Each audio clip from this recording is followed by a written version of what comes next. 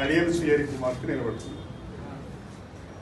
అంటే ఏం మాట్లాడుతున్నాం కూడా అర్థం కావాలి, ఇక్కడ మాట్లాడుతున్నాం, ఏ స్టేజ్ మీద మాట్లాడుతున్నాం కూడా అర్థం కావాలి.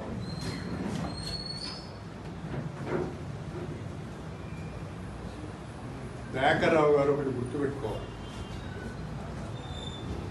మీరు మాట్లాడిన భాష నేను మాట్లాడను, కానీ 100 కోట్ల రూపాయలు ఖర్చు పెట్టి పాలకుర్తి నియోజకవర్గంలో పనులు చేస్తే నీ మనమరాలి వయస్సున్న అమ్మాయి చేతిలో చావు దెబ్బతిన్నావు. సిగ్గు అనిపిస్తలేదా? ఈ అహంకారం మాటలు, ఈ బల్పు మాటలే కదా ఇంత దూరం తీసుకొచ్చాం. ఇంకా తగ్గించుకోకపోతే ఎట్లా?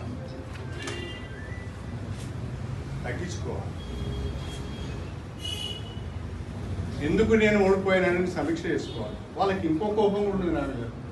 నీ ఎవరు మేమందరం ఓడిపోయిన వాడు ఒక్కడికి గెలిచిండని, వాడు కూడా ఓడిపోతే బాగుండని.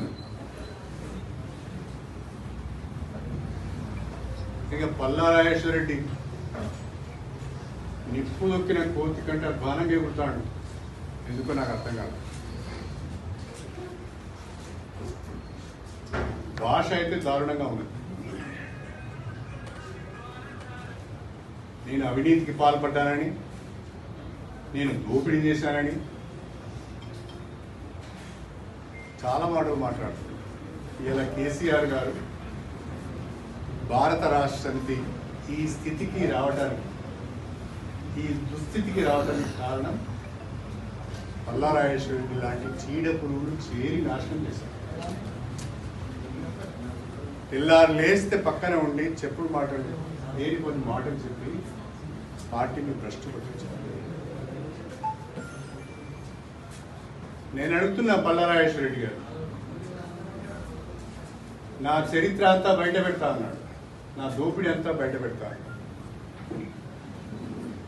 రాజేశ్వర రెడ్డి గారు అది ఎన్నికలకు ముందు చేస్తే మీకు ఉపయోగపడుతుంది. నేను ఎక్కడ తప్పు చేశాను, ఎక్కడ దోపిడీ చేశాను, ఎక్కడ భూ కబ్జాలు చేశాను, ఎవరి దగ్గర డబ్బులు తీసుకున్నానో మీరు ఒకసారి చెప్తే అది మీకు ఉపయోగపడుతుంది. అది చెప్పలేదనుకో,